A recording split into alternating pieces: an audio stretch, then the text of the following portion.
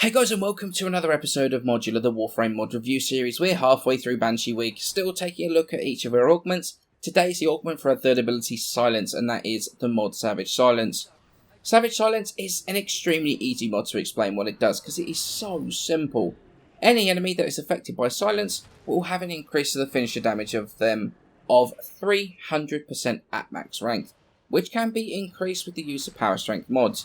This, unlike some abilities, affects not only stealth finishers, but also ground finishers and the almost completely unused counter-attack finisher.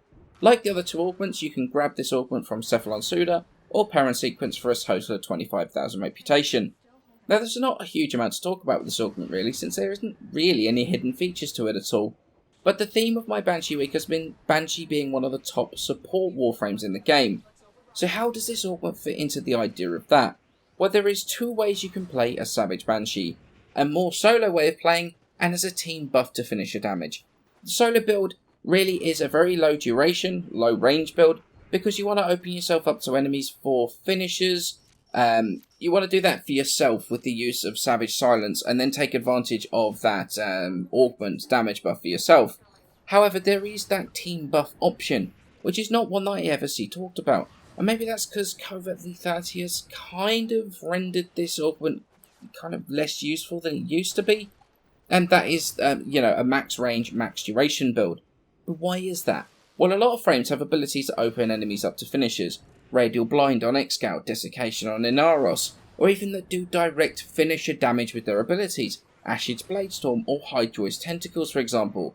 The thing about Savage Silence, it affects all enemies that come into the range of Silence, and will last until the end of the ability.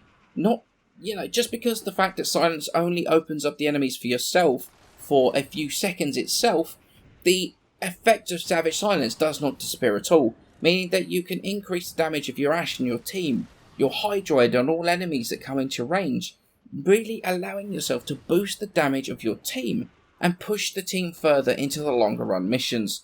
This augment is one of those that doesn't get enough love at all, apart from hardcore Banshee fans like, Quiet Shy, but it has huge potential. If you run the low duration build, you can constantly open up enemies for finishes, meaning you can take advantage of the ridiculously strong, you don't need this mod for Covert Lethality, for example, but if you're running something like the Heliocore or for your scanning, and you want to open people up for finishes, it's a fantastic way of doing that. But the one I was most impressed with was the max range, max duration build buffing your team, and really shows just how versatile Banshee is. The max range, max duration build also works amazingly well with the Resonance augment I looked at yesterday, and really cements Banshee's place as one of the top support frames in the game. If only more people would realise just how ridiculously good Banshee is on their team, and use her way more. And with a bit of luck, the more people that see how good she is, we're going to see her used more often. But for now, guys, final augment Resonating Quake comes tomorrow, Suit Up on Friday, where we delve in depth into the frame herself and the builds I'm using. However, as always, I shall see you in the next episode.